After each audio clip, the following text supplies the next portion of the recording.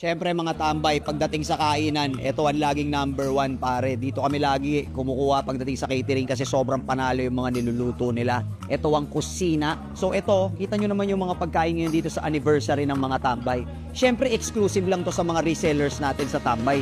Kaya siyempre gusto natin yung kakainin nila hanggang sa hilat siya ng bigas. Ha? Ito ang carbonara. At siyempre, ang paborito natin, ha? Fish puree. O, di ba? Siyempre, hindi man pwedeng basta-basta yung mga nagsaserve sa kusina. Kailangan may mga itsura yan. Yung with pleasing personalities. Ito naman ang liempo.